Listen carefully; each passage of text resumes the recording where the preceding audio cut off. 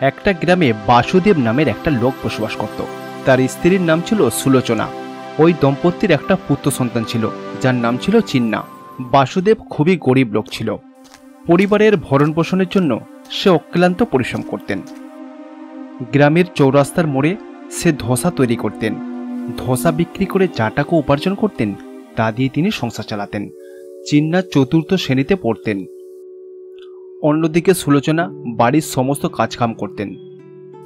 সুলোচনা, ও সুলোচনা, কি করছো তুমি? আরে এই তো আমি কাজ করছি। আমার 1000 টাকা লাগবে। আমি তোমাকে খরচা করার জন্য যে টাকাটা দিয়েছিলাম সেটা আমাকে দাও। আরে তুমি যে টাকা আমাকে দিয়েছিলে, বাড়িতে জিনিসপত্র ছিল না বলে মুদি দোকান থেকে সব জিনিসপত্র কিনে এনেছি। আরে খরচা করে ফেলেছো? তাহলে তো খুবই সমস্যায় পড়ে গেলাম আমি। কেন গো, কোনো সমস্যা হয়েছে নাকি? আরে সুলোচনা, ধোসা তৈরি করার জন্য তো কোনো সামগ্রী আমার কাছে নেই, সব শেষ হয়ে গেছে। কালকে ধোসা বিক্রি করব কিভাবে? আর যদি না ধোসার ব্যবসা করতে পারি তাহলে টাকা আসবে কি করে? আরে এখন কি করি বলো তো, আমার কাছেও তো কোনো টাকা নেই। সত্যি এই আমাদের কপাল, একদিন ভালো করে চলে তো অন্যদিন চলেই না। সকাল থেকে এত পরিশ্রম করার পরেও কিন্তু ভাগ্য আমাকে আমার সাথ দেয় না। বাসুদেব বাবু এই কথা বলে মনে মনে খুবই কষ্ট পাচ্ছিল। তারপরে সুলোচনা তার স্বামীকে বলল, শোনো না, তোমায় একটা কথা বলি, কিছু যদি মনে না করো। আমার কাছে 2 জোড়া সোনার দুল রয়েছে, তুমি সেটাকে বিক্রি করে কিছু টাকা নিয়ে এসো, বুঝেছো? না না, আমি তোমার সোনার দুলগুলো কোনো মতেই বন্ধক দিতে পারবো না। আরে তুমি এইভাবে বলো না, তুমি যদি একদিন কাজ না করবে তাহলে তো ঘর চালানোই কষ্টকর হয়ে যাবে। দেখো, আমার কানে দুল না থাকলেও চলবে, কিন্তু যদি আমাদের পেট না চলে তাহলে জীবন কাটাবো কি করে? তুমি এগুলো বিক্রি করো, আমার কথাটা শোনো। তারপর সুলোচনা তার সোনার দুলগুলো বাসুদেব বাবুকে দিল। বাসুদেব বাবু সেই সোনার দুলগুলোকে স্যাঁকড়া বাড়িতে নিয়ে গেল, সেইগুলো বন্ধক দিয়ে কিছু টাকা নিয়ে এলো। পরের দিন সকালে সেই টাকা দিয়ে সে তার ধোসা ব্যবসার জন্য সমস্ত প্রয়োজনীয় সামগ্রী কিনে বাড়ি ফিরল। এইভাবে সে ওই দিন তার ধোসা ব্যবসা পুনরায় আরম্ভ করল। সঠিক সময়ে যদি না সুলোচনা তার কানের দুলগুলো আমাকে দিত তাহলে আজকে ব্যবসা হয়তো করতে পারতাম না। সত্যি আমার স্ত্রী সুলোচনা সত্যি অনেক ভালো মেয়ে। যে করেই হোক আমাকে অনেক পরিশ্রম করতে হবে, ও সোনার দুলগুলোকে অন্তত ছাড়ি দিতে হবে সময় মতো। এইভাবে বাসুদেব বাবু সুলোচনার কানের দুল কিভাবে ছাড়াবে চিন্তা করতে লাগলো। অন্যদিকে চিন্নার প্রায় স্কুলে 1 সপ্তাহ ছুটি পড়ে গেল।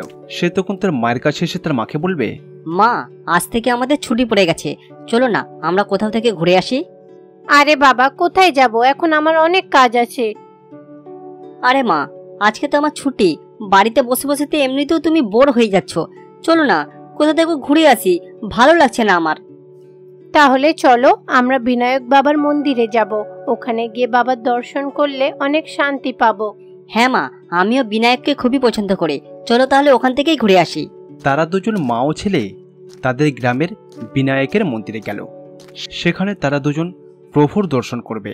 প্রার্থনা শেষে তারা একটা চৌকাঠে বসে, জানো বাবা, আমাদের জীবনে যতই কষ্ট হোক না কেন, একবার যদি এই বিনায়ক বাবার কাছে এসে দর্শন করা যায় তাহলে মনটা অনেক শান্তি পায়। হ্যাঁ মা, তুমি ঠিকই বলেছ, যখনই আমি বিনায়কের দর্শন করি আমার হৃদয় কিন্তু অনেক শান্তি পাই। যখন তারা দুজন এইভাবে কথা বলছিল তখনই একটা সাধু বাবা তাদের দুজনের কাছে এলো। সাধু বাবা এসে তাদের দুজনকে বলল, কি এই যে ভগবানের দর্শন করে তোমাদের মন প্রসন্ন হয়েছে তো? হ্যাঁ স্বামীজি, ভগবানের দর্শন করে আমাদের মন অনেক শান্তি পেয়েছে। আমরা এখানে এসে খুব খুশি হয়েছি জানেন। দেখো, শুধু ভগবানের কাছে প্রার্থনা করলেই তোমাদের জীবন সুখময় হবে না, তার জন্য বিশেষ কিছু নিয়ম আছে। সেটা কি স্বামীজি? আমরা আগে থেকেই অনেক পেরেশানের মধ্যে রয়েছি, এখন বাবা বিনায়ককে প্রসন্ন করার জন্য আমাদের কি করতে হবে বলুন, আমরা করব। তোমরা প্রতিবারে মন্দিরে এসে শুধু ভগবানের দর্শন করো, কিন্তু তোমরা কখনোই নিজের বাড়িতে প্রদীপ জ্বালিয়ে ভগবানের কাছে প্রার্থনা করোনি। সামনের রবিবার কিন্তু চতুর্থী, সেই দিন কিন্তু তোমরা বিনায়কের মাটির মূর্তি তৈরি করে নিয়ে আসবে, কারণ মাটির ভগবানের কোনো তুলনা হয় না। তারপর সেই মাটির মূর্তি নিয়ে আসে তোমরা প্রদীপ জ্বালিয়ে ভগবানের কাছে প্রার্থনা করো। ঠিক আছে স্বামীজি, আমি এটা নিশ্চয়ই করব। তারপরে সে তার ছেলে চিন্নাকে নিয়ে বাড়ি চলে গেল। তারপর সে তার স্বামী বাসুদেবের কাছে গেল। আরে সুলোচনা, তুমি কোথায় চলে গেছিলে? জানো তুমি আমরা এত বিপদের মধ্যে রয়েছি কেন, তার কারণটা আমি জানতে পেরেছি। সেটা কি? আমরা ভক্তির সাথে প্রভুর সাথে কিন্তু দেখা করছি না। আমাদের বাড়িতে বিনায়ক ভগবানের চতুর্থী পূজা করতে হবে, বুঝেছো? কিন্তু এত কিছু পুজো অর্চনা করার মতো তো আমার কাছে যথেষ্ট টাকা নেই সুলোচনা, তুমি তো জানো। আরে তুমি চিন্তা করছো কেন? এই পুজোতে বেশি টাকার খরচ হবে না। আমরা সাধারণ মাটি দিয়েই মূর্তি তৈরি করে পুজো করব। তারপর তারা দুজন স্বামী স্ত্রীর সিদ্ধান্ত নিল যে পুরোহিত মশাই যেমন যেমন বলেছে ঠিক তারা তেমন তেমনই পালন করবে। শোনো না, তুমি আমাকে কিছু কাদামাটি এনে দাও না। সে কি, তা দিয়ে কি করবে? তুমি আমাকে কাদামাটি এনে দিলে আমি ওই কাদামাটি দিয়ে নিজের হাতে গণেশ মূর্তি তৈরি করব। তারপর তারা কাদামাটি দিয়ে একটা গণেশ ভগবানের মূর্তি তৈরি করলো। দেখলে তো কত কম খরচে আমরা সবকিছু আয়োজন করতে পেরেছি। সত্যি বিনায়কের পাশে বসে আমি অনেক শান্তি পাচ্ছি, আমার মন প্রসন্ন হয়ে যাচ্ছে। এইভাবে সব পরিবার মিলে বিনায়কের পুজো করতে লাগলো। তখনই তাদের বাড়ির দরজাতে কেউ কড়া নাড়তে লাগলো। সুলোচনা তারপরে গিয়ে বাড়ির দরজাটাকে খুলল। বাড়ির দরজা খুলে সে তো অবাক হয়ে গেল। আরে ভগবান বিনায়ক যে, আমি তো আমার চোখকে বিশ্বাস করতে পারছি না, আপনি আমাদের বাড়িতে এলেন। আরে সুলোচনা, তোমাদের ভক্তিতে আমি খুবই প্রসন্ন হয়েছি, সেই জন্যই তো তোমাদের বাড়িতে আজকে উপস্থিত হয়েছি। তোমরা অনেক কষ্টে রয়েছো, তোমাদের অনেক দুঃখ, তোমাদের সংসার ঠিক করে চলছে না, সেজন্য তোমাদেরকে আমি আশীর্বাদ করতে এসেছি। বিনায়ক এইভাবে তাদের সপরিবারকে আশীর্বাদ করল। সেই দিনের পর থেকে তাদের জীবন সম্পূর্ণরূপে বদলে গেল। এক গ্রামে কানকাইয়া নামের এক ব্যক্তি ছিলেন। তিনি ভগবান শিবের পরম ভক্ত ছিলেন। কানকাইয়াদের গ্রামে একটাও শিব মন্দির ছিল না। এই নিয়ে কানকাইয়া সবসময় চিন্তা ভাবনা করত।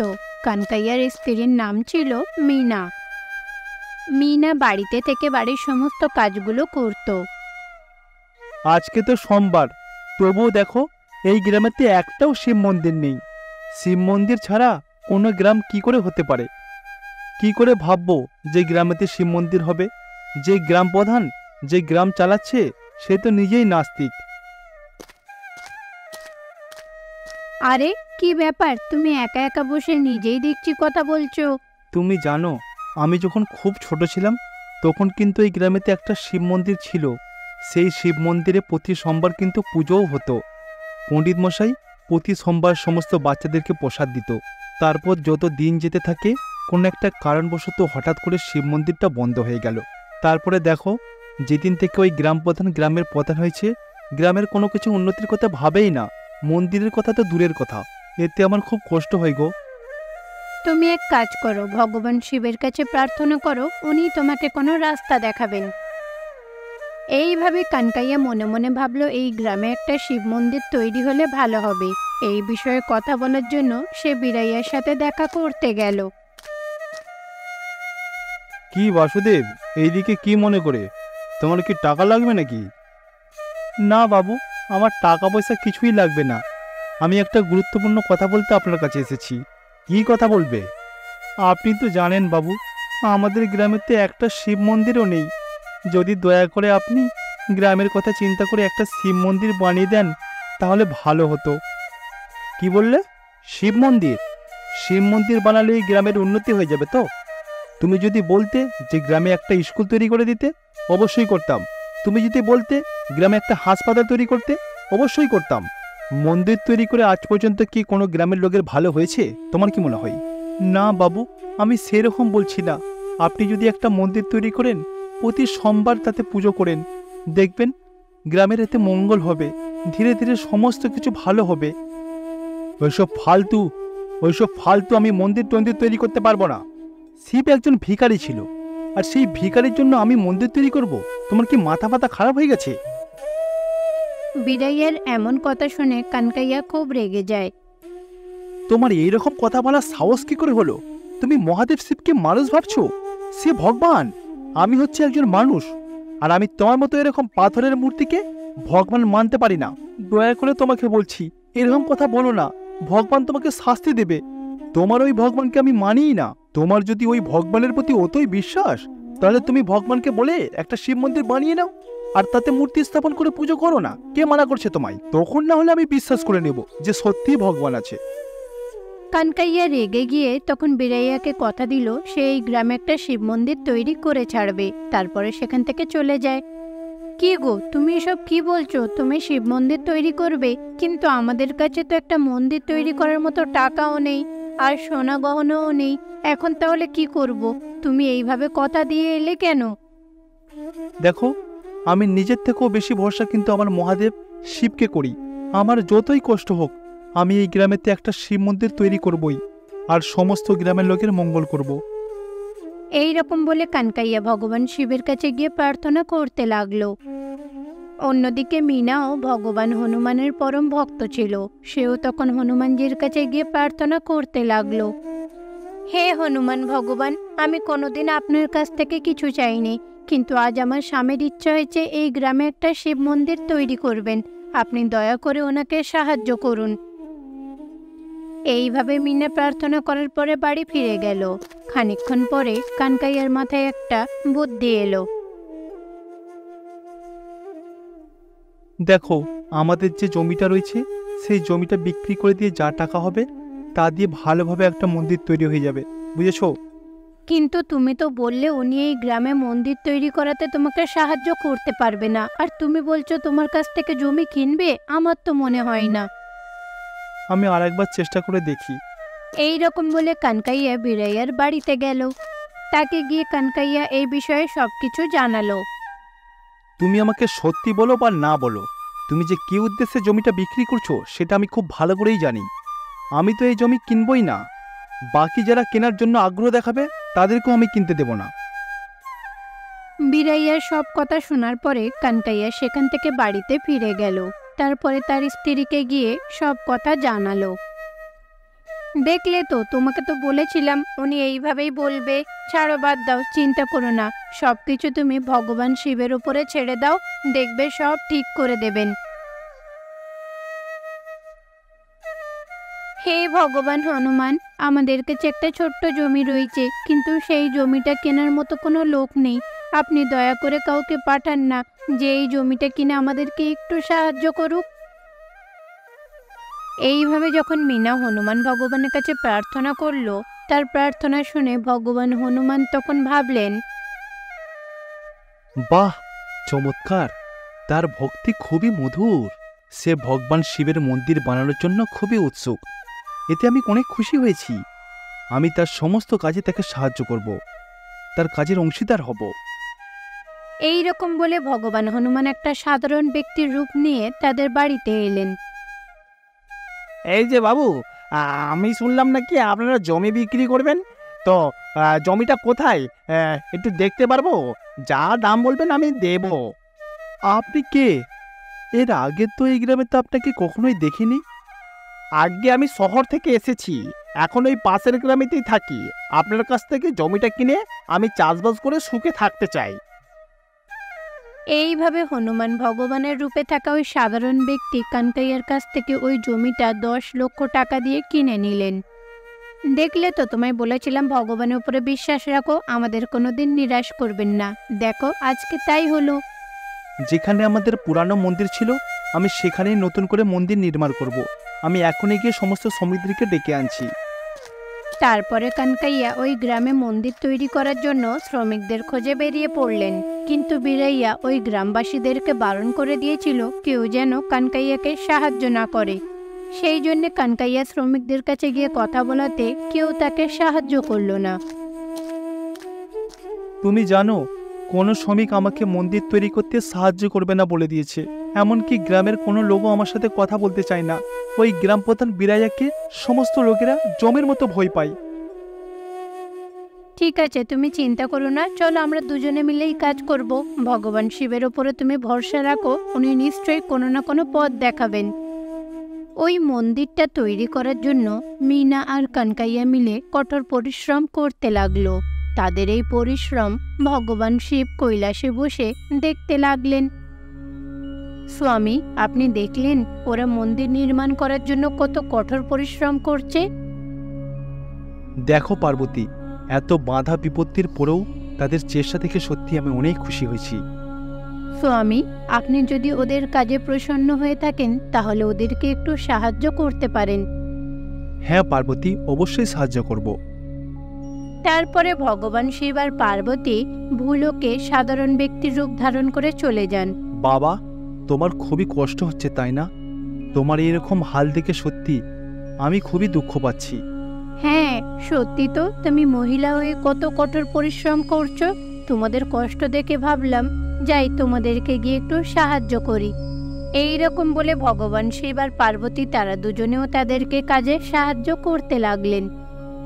আমরা জানি না আপনারা কোথায় থেকে এসেছেন, কিন্তু আমাদের অনেক সাহায্য করেছেন। আপনাদেরকে অসংখ্য ধন্যবাদ।